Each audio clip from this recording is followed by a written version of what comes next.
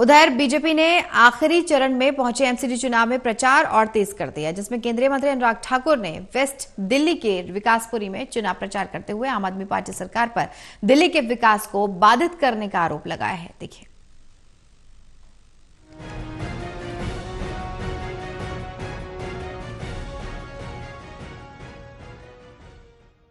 Delhi MCD चुनाव में केंद्रीय मंत्री अनुराग सिंह ठाकुर अपनी हिमाचली भाषा और अंदाज में मतदाताओं को लुभाने में जुटे हैं।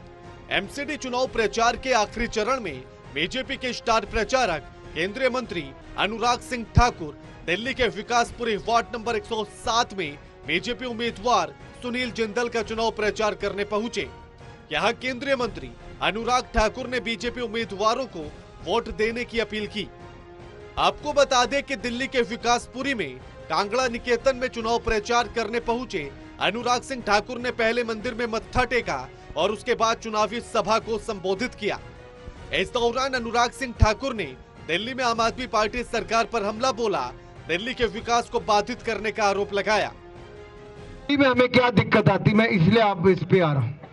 पहले हम केंद्र सरकार से पैसा देते थे तो दिल्ली की केजरीवाल जी की सरकार के पास आता था और वो उसके ऊपर कुंडली मार के बैठ जाते थे, वो कॉरपोरेशन को पैसा ही नहीं देते थे।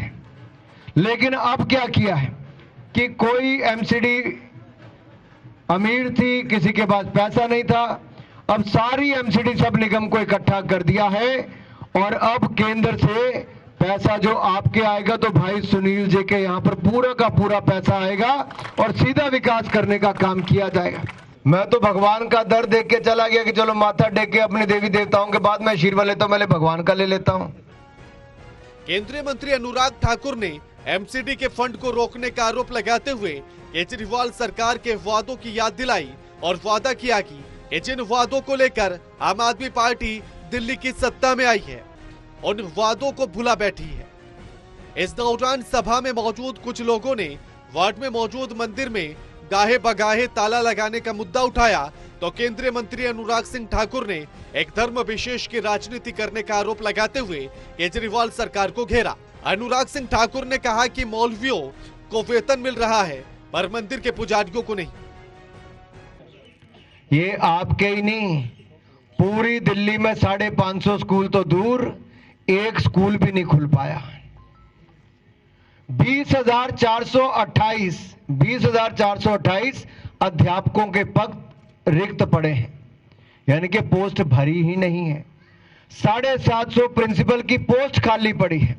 तो आप कल्पना कीजिए, गरीब बच्चा जो सरकारी स्कूल में जाता होगा मध्य वर्ग का, उसको क्या मिला? ना प्रिंसिपल मिला, ना टीचर मिला। और तो और इन्होंने बड़ी बड़ी बातें की थी अस्पताल को खोलने की, अगर बने होते तो कोविड के टाइम पर लोगों को इधर उधर भटकना ना पड़ा होता।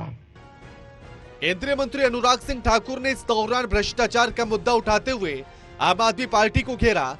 सत्येंद्र जैन के जेल में बंद होने और मनीष सिसोदिया के खिलाफ आबकारी नीति की जांच का हवाला देकर केंद्रीय मंत्री अनुराग सिंह ठाकुर ने कई आरोप लगाए। भाई और बहनों, जिस राज्य का स्वास्थ्य मंत्री 6 महीने से जनता के बीच में नहीं आया, जेल के अंदर गिरफ्तार है भ्रष्टाचार के चलते, क्या उसका इस्तीफा केजरीवाल जी ने ले लिया? वो जेल मंत्री भी है और जेल के अंदर है। आपने कभी सुना किसी कैदी को जेल के अंदर 5 स्टार मसाज मिल रही और 5 स्टार खाना मिलता हो?